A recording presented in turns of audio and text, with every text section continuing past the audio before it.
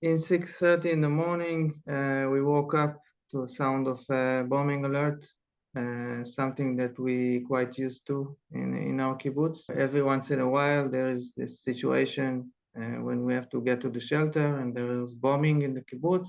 But this time it was much different. After the bombing, my father called me and he told me to look at the messages that's going on. The first message was that there are terrorists inside the kibbutz. First, I didn't know what to think. I thought it's some kind of illusion, maybe. From all the messages we got, we understood the kibbutz is full of terrorists with shooting guns and everything. So then we got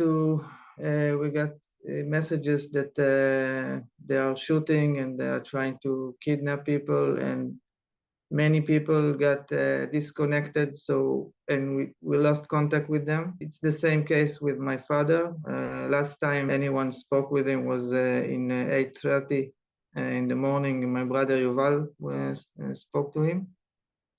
After that, I tried to call him and there was no response. So me and my family was there in the shelter. I was holding the handle door and I was all the time updated of what's going on. And there are terrible messages going on that people got shot, that people are burning alive, messages that come and help us, we are dying. So you can imagine what kind of horror, and I was really, really terrified. I look at my wife and my daughters, my three little daughters. I look at them, and I know they are going from house to house and slaughtering people and burning people. I knew that eventually they will come to us because they are just moving from house to house. It went on like this for about 8 hours. Every minute that passed by was like eternity. It was very, very frightening. I was shaking.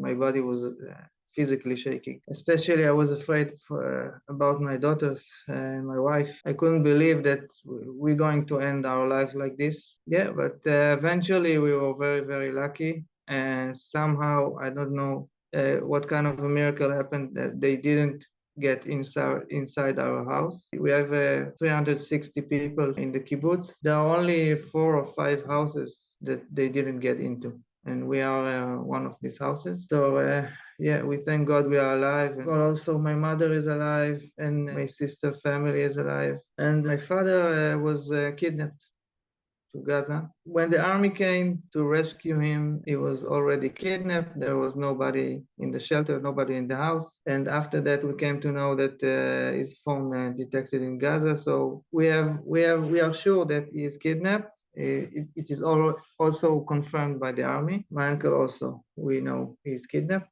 My father is a very remarkable man. He done a lot for education in the fields of Holocaust in Israel and in Poland for about 20 years, 30 years. He dedicated his life for this subject. He's one of the big experts in this field in Israel, I think maybe in the world even. He was one of the first guides that took people to Poland to see concentration camps, and then he started teaching other people how to do it for many, many years. He also dedicated his life for making connection with the Polish and Israeli youth groups and many others. And above this, he is a great grandfather for my children and for my brothers and sisters' children. And we love him very much. We miss him very much. Just a day before it happened, Friday night, he was in our house. We were having dinner, and very, very interesting and fun conversation, like always, because he knows so much and because he knows how to make things very interesting. It's very, very pleasant to have a conversation with him, and I miss him very much. Yeah, I couldn't imagine that I will compare myself to something like the Holocaust. Like every time since this happened, like before this happened, every time I hear someone comparing Holocaust to something else, I feel very angry. But we feel we were like 8 hours in the Holocaust because we were defenseless. There was nobody that came to help us. People just came and burned us and burned friends of mine and slaughtered friends of mine like they are nothing, like their lives are not worth anything. And it's still hard for me to compare it. I think in the Holocaust, of course, they didn't have any hope that someone will rescue them. And we had this is a big difference. We had this hope. 1 hour passed by, 2 hours passed by. We thought somebody will come.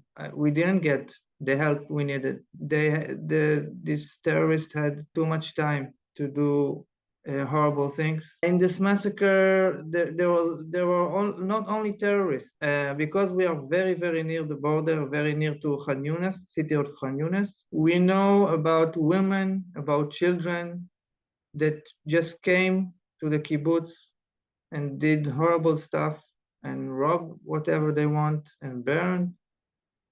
It's just terrible.